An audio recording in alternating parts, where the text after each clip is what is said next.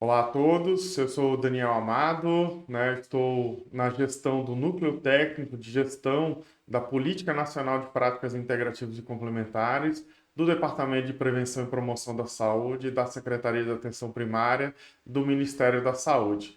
Eu gostaria de agradecer o convite de estar aqui na jornada de práticas integrativas, né, da Escola de Enfermagem, e eu vou falar agora sobre a Política Nacional de Práticas Integrativas e Complementares no SUS. É importante, né, apesar do grande movimento que a gente tem no Brasil, né, há muitos anos, de fortalecimento desses saberes, né, que culminou na criação da política de práticas integrativas, a Organização Mundial da Saúde já reconhece esses saberes dessas medicinas desde a década de 70 e na Conferência de Alma-Ata, além de reconhecer a importância da atenção primária para a saúde dos povos, também reconheceu as práticas e os praticantes das medicinas tradicionais. Naquele momento, ela entende que 80% da população dependia quase que exclusivamente das medicinas tradicionais e entendia que levaria um tempo para que a medicina convencional moderna chegasse a todos os povos, né? Mas, a partir das diversas assembleias mundiais de saúde, eles foram entendendo que essas práticas não eram só importantes para aquelas populações que ainda não tinham a medicina convencional. Pelo contrário, né, os países que mais tinham acesso, que mais tinham recurso, eram que estavam regulamentando, né, os produtos das plantas medicinais, reconhecendo esses saberes tradicionais e incorporando no seu dia a dia de cuidado. Então, hoje, as populações dos países, né, desenvolvidos, né, como Canadá, Estados Unidos, Austrália, entre vários países europeus, né, tem uma taxa de utilização de mais de 80% da sua população utilizando essas práticas integrativas, né, ou essas medicinas tradicionais complementares e integrativas. Foi a partir das estratégias da OMS que isso impulsionou também essa discussão aqui no Brasil. A primeira estratégia de 2002 a 2005 foi o documento que impulsionou um grupo a vir ao Ministério da Saúde, né, reivindicar que houvesse uma política, né, de práticas integrativas naquele momento. Diversas outras, né, estratégias foram montadas e atualmente a gente, né, acabou de lançar agora em 2025, né, a nova estratégia global da OMS, que vai justamente falar da incorporação dessas práticas nos sistemas oficiais de saúde, além, né, da regulamentação, integração, colaboração no campo da pesquisa. Então, são pontos essenciais da nova estratégia da OMS. A gente tem, né, um levantamento global, um mapeamento global das medicinas tradicionais, onde aponta que mais de 59 países têm políticas, né, sobre medicinas tradicionais complementares e integrativas, algumas políticas exclusivas, outras integradas em outras políticas nacionais, e diversas práticas e praticantes são reconhecidos, né, inclusive essa integração dos profissionais da medicina convencional com esses outros saberes. Já no contexto nacional, a gente também tem um movimento forte de apelo da população a partir das conferências nacionais de saúde, e desde a oitava conferência de 1986 existe uma demanda para que se reconheça esses saberes.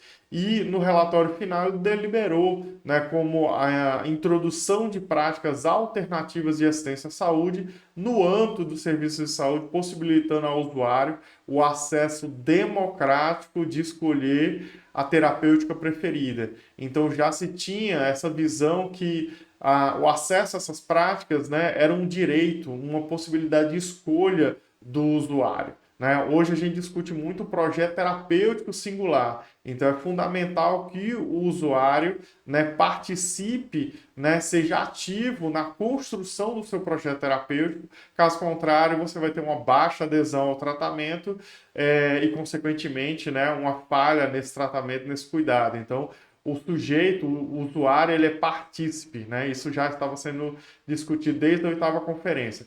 Na última conferência de 2023 também se reforça, né, o aumento das resolutividades de ações de saúde, da estratégia de saúde da família e o acesso às práticas integrativas e complementares em saúde.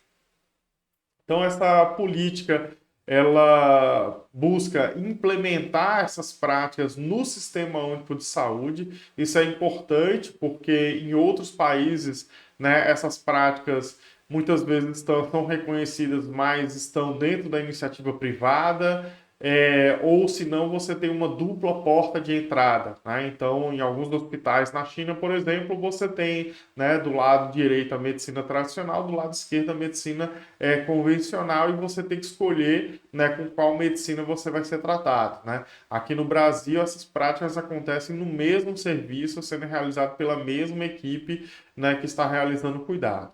Então, o objetivo também é de contribuir para o aumento da resolutividade do sistema, né, e do cuidado. Quando a gente tem um profissional e uma equipe que tem um olhar ampliado sobre o processo de saúde-doença e tem um maior arsenal, digamos assim, terapêutico, uma maior valisa, né, de ferramentas de cuidado, a gente pode cuidar com maior eficiência em cada um dos pontos de atenção.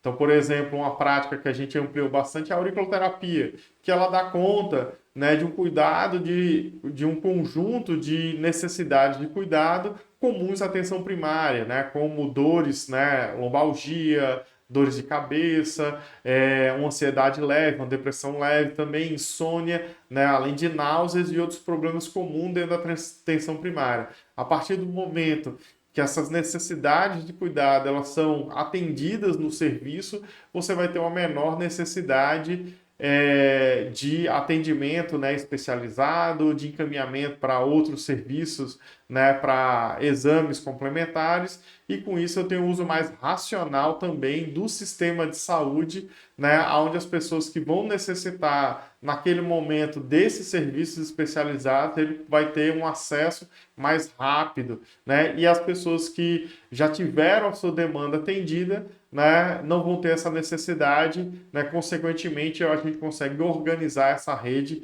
de cuidados. A gente não está falando apenas da implementação de um conjunto de técnicas, a gente está falando da rediscussão de um modelo de cuidado, um modelo, né, baseado também na promoção da saúde. Então a gente não vai considerar apenas os aspectos individuais, né, biológicos, genéticos, né, do indivíduo, propensão para o adoecimento, mas também agregando a capacidade de autocuidado, né, do indivíduo, a capacidade, né, de cuidado dos profissionais de saúde, né, e a capacidade de cuidado da comunidade e os fatores ambientais, né? Isso faz um modelo mais global, né, de atendimento, né? E diversas dimensões do ser humano, né? Então eu tenho que pensar desde, né, da atividade física, né, o movimento, a gente sabe do impacto hoje que o sedentarismo tem, né, na nossa funcionalidade, na nossa capacidade de viver, né? Então o sedentarismo ele é um mal, nosso corpo foi feito para se mexer, né? Além, né, do nosso ambiente, né, tanto, né, físico quanto emocional. Então se eu estou, né, no ambiente de alta violência, né, eu vou ter também, né, um conjunto de questões de adoecimento. Eu tenho que pensar no meu desenvolvimento pessoal, também do trabalho, nutrição, descanso, meu ambiente familiar, de amigos e espaço de trabalho. Então a gente hoje tem espaços de trabalho extremamente verticais, né, com grande, né, espaço para assédios, né, tanto, né, vertical quanto na horizontal. A gente também tem ambientes de competição entre, né, colegas de trabalho, que gera ambientes muitas vezes tóxicos, né? E isso também são fatores de grande adoecimento da população, né? Além de outras questões, né, como espiritual, da alma, da mente, emoção. Então, cada uma dessas características eles podem ser avaliados tanto no campo individual quanto também no campo coletivo e da comunidade. Então, para lidar com o modelo de saúde, né, global, que entende nessas diversas dimensões do ser humano, eu preciso ter, né, um olhar ampliado, eu preciso ter ferramentas de cuidado para lidar com essas questões, né? E nesse sentido entram as práticas integrativas, né? Então, dentro desse modelo de cuidado, eu tenho desde abordagens individuais, que vai, né, se basear no cuidado centrado na pessoa, biopsicossocial, espiritual, né, com ampla variedade de práticas. Então, desde, né, da consulta em homeopatia, fitoterapia, a própria, né, acupuntura, outras consultas na medicina tradicional chinesa, né, a naturopatia, a medicina antroposófica, a quiropraxia, a osteopatia, são todas abordagens individuais, né? Mas eu também preciso de abordagens coletivas, né? Que estejam voltados, né, para a recuperação da saúde, mas também para a promoção da saúde. Então, esse objetivo de manter-se saudável, de ter uma saúde melhor, inclusive. Então, práticas, né, como Tai Chi Chuan, yoga, biodança, além de dança circular, entre outras, são práticas coletivas, né, que vão me ajudar, inclusive, na mudança de hábitos de vida e na formação de redes cuidadoras, né? E eu também preciso de práticas para o meu autocuidado, né? Então, quanto mais eu tenho consciência sobre o meu processo de saúde-doença, eu passo a ter ferramentas para lidar com essas questões. Eu já sei que eu sou uma pessoa que tem uma tendência à ansiedade, né? Eu posso ter ali alguns chás, alguns óleos essenciais, né, que vão me ajudar a manter, né, um nível, né, menor de ansiedade. Eu posso ter práticas de acupressão, por exemplo, mas quando aquilo está num nível maior do que eu consigo lidar a partir dessas ferramentas de autocuidado, eu também consigo enxergar, detectar isso, né, e dizer assim, não, a partir daqui eu preciso de um cuidado profissional, eu preciso de uma prescrição, né, de um homeopático, de um fitoterápico, né, ou talvez até de um medicamento da medicina convencional, mas o próprio usuário, ele passa a ter uma percepção sobre o processo de saúde da doença e também saber quando, né, precisa de apoio profissional. Então, essas ferramentas de autocuidado apoiadas são fundamentais.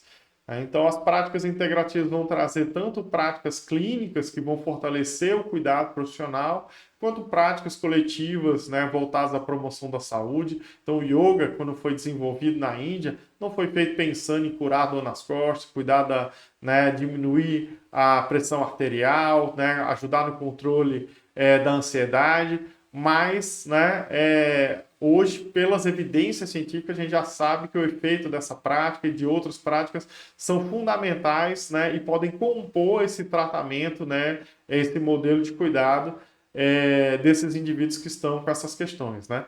Além de um conjunto de abordagens sociais e familiares, né? Então, como eu falei, o próprio ambiente familiar ele pode estar extremamente adoecido e eu preciso de ferramentas para lidar com isso. O próprio indivíduo pode ter dificuldade, né, de lidar com, né, os seus colegas de trabalho, com o seu ambiente de trabalho, e ferramentas que façam ele perceber, né, e ter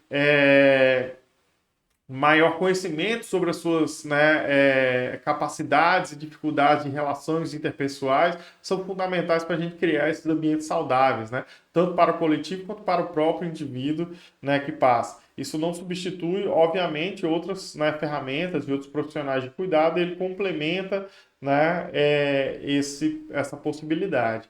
E a gente já tem essa discussão, né, do uso do medicamento e da medicalização da vida, né? Então, hoje a gente tem uma abordagem muito centrada no cuidado individual e na medicalização, e a gente já está vendo os efeitos disso na população. E para isso, a gente agora, né, mais do que nunca, precisa de um modelo desmedicalizante, né?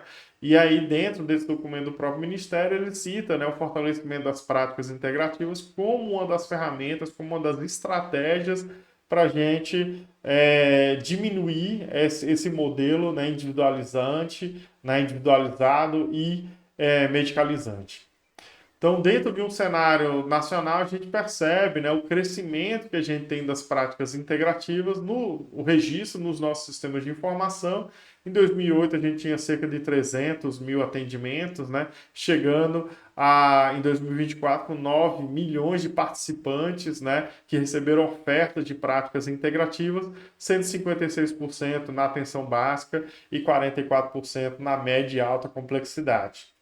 A prática mais realizada hoje no SUS é a auriculoterapia e também o conjunto das práticas da medicina tradicional chinesa, como a eletroestimulação, práticas corporais da medicina tradicional chinesa, acupuntura com inserção de agulhas, né?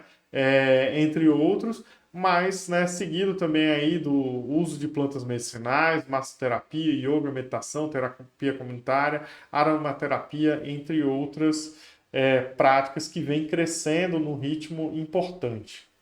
A gente não tem só crescido a oferta de práticas integrativas, mas também o número, né, de estabelecimentos de saúde, né, que saiu de 10.254, ou equipe de saúde da família, para 23.883 equipes de saúde da família e de 10.000 equipes ou estabelecimentos de saúde para cerca de 21.000 estabelecimentos de saúde, unidades básicas de saúde. Saímos de 3.500, né, municípios ofertando práticas, pelo menos uma prática, né, para cerca de 84% dos municípios ofertando pelo menos uma prática integrativa. As equipes que mais realizam práticas são as equipes multiprofissionais, que têm, né, uma oferta importante dessas práticas, apesar, né, de o número ser bem menor do que o número de equipes de saúde da família, mas dentro da sua organização eles conseguem ter uma oferta importante dessas práticas, seguido da equipe de saúde da família, né, entre outras equipes.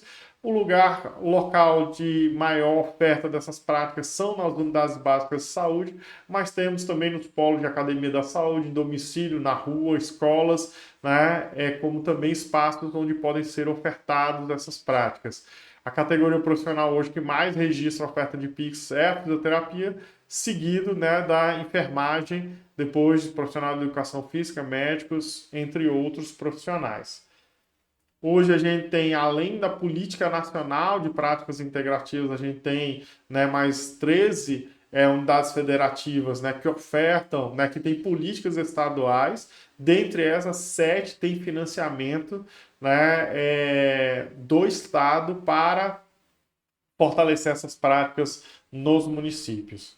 Tá? Então, hoje também as PICs passam a fazer parte do nosso Plano Nacional de Saúde, onde a gente tem uma meta, né, que é ampliar o registro da oferta de PICs, né, para cada 100 mil habitantes, né, na atenção primária em 12 meses. Né? A gente tinha 11 procedimentos para cada 1.000 habitantes, né, na atenção primária em 2022, e nossa meta é chegar em 2027 com 28 procedimentos para cada 1.000 habitantes. Então, no ano passado, a gente conseguiu, né, a nossa meta era de 16 procedimentos para cada 1.000 habitantes, a gente conseguiu ultrapassar a meta, chegando quase a 19 procedimentos, né, e este ano a gente também está tendo, né, um ritmo maior, inclusive, do que o ano passado, apesar, inclusive, de ter aumentado o número da população cadastrada, o que aumentou o denominador e, né, consequentemente, mais difícil a gente atingir esse número, né? Mas pelas projeções a gente vai também atingir a meta deste ano de expansão da oferta de práticas integrativas.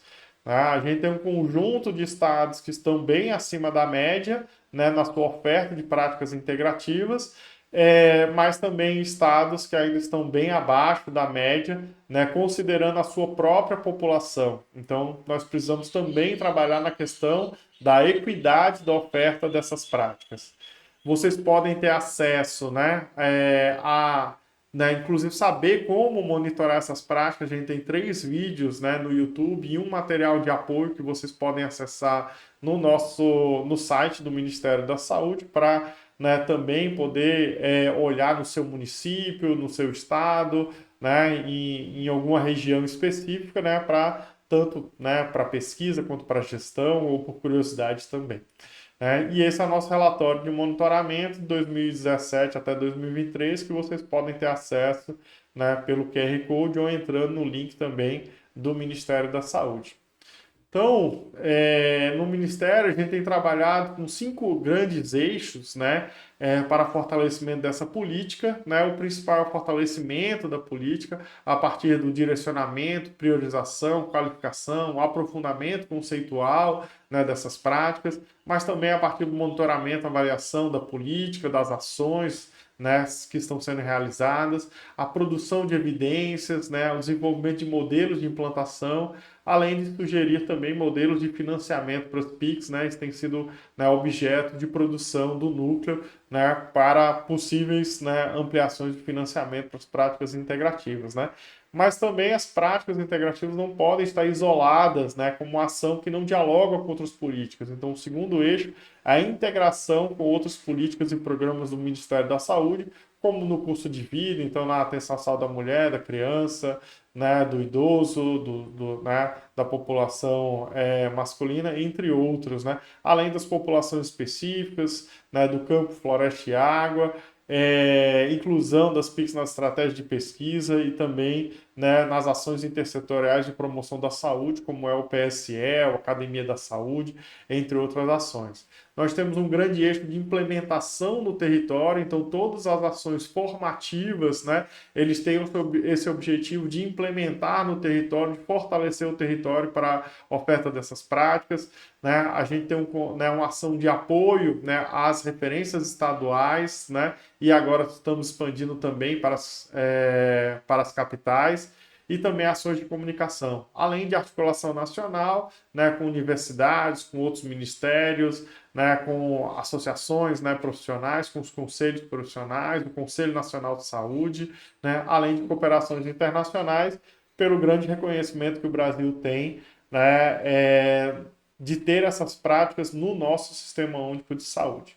Então, são mais de 320 mil inscritos nos cursos de Pix do AvaSUS. Então, se você entrar no AvaSUS, né, você vai achar 18 cursos disponíveis, totalmente gratuitos, né, ofertados, né, pelo Ministério da Saúde nesta plataforma, desde cursos introdutórios de sensibilização a cursos de qualificação, como o curso de plantas medicinais e também o curso de tratamento de feridas a partir das plantas medicinais. A gente tem um curso de formação em auriculoterapia para profissionais de saúde, né, em parceria com a Universidade Federal de Santa Catarina, que além da formação, ter formado mais de 22 mil profissionais de saúde, a gente também tem um conjunto de materiais, são recomendações clínicas da auriculoterapia baseado em evidência, que foi produzido pela UFSC, que vocês podem acessar também no QR Code. Né? A gente tem um acompanhamento dessa formação, né, e com resultado muito importante de como impactou, né, e como impacta, né, a oferta de auriculoterapia. Quanto mais a gente tem profissionais certificados, né, a partir do curso, a gente tem uma queda no período da pandemia, né, pela impossibilidade, né, de atender as pessoas de forma, né, presencial, mas, né, volta a ter um crescimento importante e segue, né, com este crescimento. A gente tem um curso hoje de protocolo de acupuntura para os médicos, né, da atenção básica, né, agora com o parecer do COFEN, né, sobre a possibilidade do enfermeiro de fazer essa formação, a gente também vai expandir, né, nas próximas edições para, né, os profissionais da enfermagem. E também vocês podem ver né, as recomendações de acupuntura, né, desses protocolos também, né, nesse QR Code.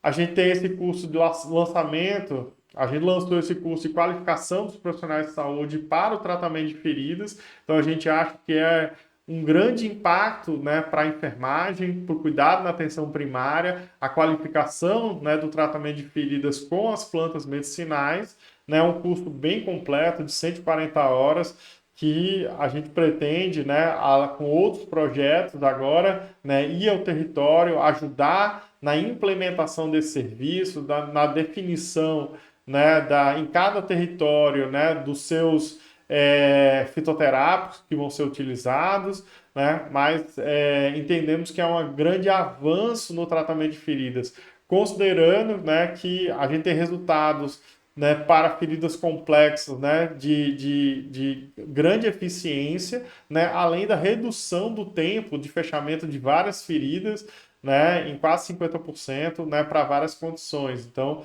é um curso excepcional, né, principalmente para a equipe de enfermagem. A gente tem trabalhado nessa questão da saúde mental, da qualidade de vida, inclusive dos nossos profissionais de saúde. Nós, enquanto profissionais de saúde, nós temos adoecidos, né, a partir do nosso, né, próprio processo de trabalho de cuidar das pessoas, né, tanto os profissionais quanto, né, os gestores, e a gente tem que ter, né, uma possibilidade de trabalhar isso de uma forma diferente. Esse curso, em parceria com a Fiocruz, né, o Saúde Bem Viver, tem sido uma experiência muito importante. E a gente tem implementado as linhas de cuidado, né, na saúde mental e dor crônica. A gente começou na primeira etapa com 3 municípios, agora a gente expandiu para 13, inclusive com o município de São Paulo. Com o objetivo de trazer uma concretude na implementação dessas práticas integrativas.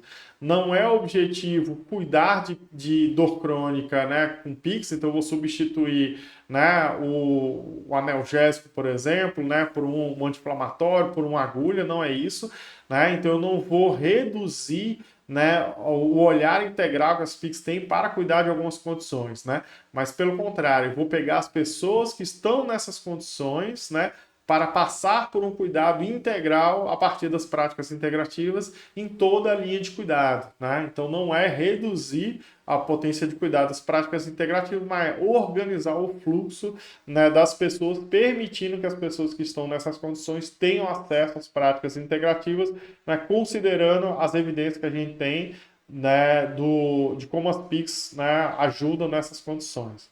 Também estamos trabalhando nessa modelagem, né, do serviço de tratamento de feridas, né, em Fortaleza, e também em Jardinópolis, né, que tem servido de base para a gente, né, ampliar isso em outros serviços, a partir de outros projetos, a gente fazer uma expansão nacional dessa oferta. Então, a gente tem produzido no Ministério da Saúde vários informes de evidência que vocês podem acessar, né, para tirar a dúvida de quais práticas têm melhor evidência para um conjunto de condições, né? Esse é o último que a gente lançou em forma de evidência, né, para a saúde da mulher, né, e algumas das condições que têm um conjunto de evidência, né? Então, para o manejo de dor, para a saúde reprodutiva, saúde materno e infantil, né, e também para o cuidado oncológico. Ele traz um resumo, né, dos estudos, né, e também os estudos, inclusive com a avaliação do AMSTA, né, sabendo se o estudo tem uma qualidade moderada, alta ou baixa, né, que vocês podem acessar nesses informes, né. Diversas práticas hoje já estão sendo reconhecidas nos protocolos clínicos de diretrizes terapêuticas. Esse daqui é o PCDT dor crônica, né, realizado pela Conitec, e a gente produziu uma nota técnica, né, também aprofundando aquilo que trazia no PCDT, mas trazendo para a realidade do dia a dia da atenção primária, inclusive falando, né, de como os profissionais de saúde podem atuar, valorizando inclusive a atuação do agente comunitário de saúde também, né, nessas condições. E aí a gente tem, né, outros PCDTs para outras condições, como sobrepeso e obesidade, diabetes tipo 2, tabagismo, entre outros PCDTs que já incorporam as PICs como uma possibilidade de cuidado.